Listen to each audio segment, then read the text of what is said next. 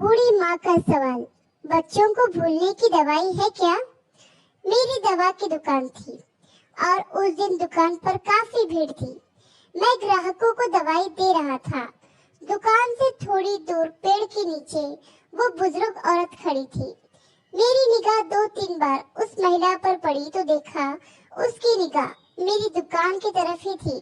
मैं ग्राहकों को दवाई देता रहा, लेकिन मेरे मन में उस बुजुर्ग महिला के प्रति जिज्ञासा भी थी कि वो वहाँ खड़ी खड़ी क्या देख रही है।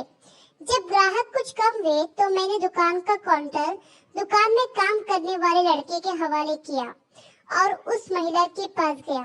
मैंने पूछा, क्या हुआ माताजी, कुछ चाहिए आपको? मैं काफी देर से आपको यहाँ खड़े देख रहा हूँ।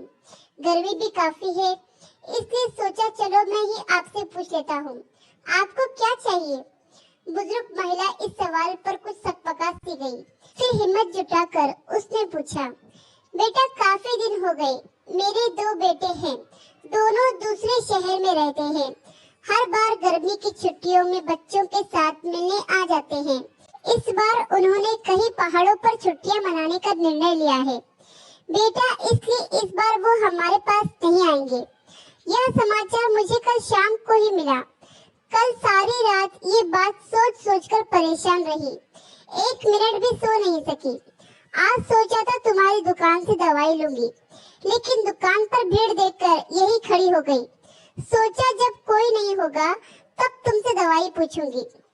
हाँ हाँ बताइए ना अम्मा जी, कौन सी दवाई चाहिए आपको? अभी ला देता हूँ, आप बताइए। बेटा कोई बच्चों को भूलने वाली दवाई है क्या? अगर है तो ला दो बेटा, मालिक तुम्हारा भला करेगा। इससे आगे के शब्द सुनने की मेरी हिम्मत ही न थी। मेरे कान सुन्न हो चुके थे।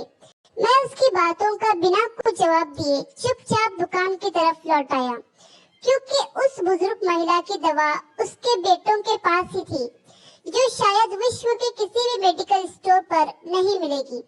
अब मैं काउंटर के पीछे खड़ा था।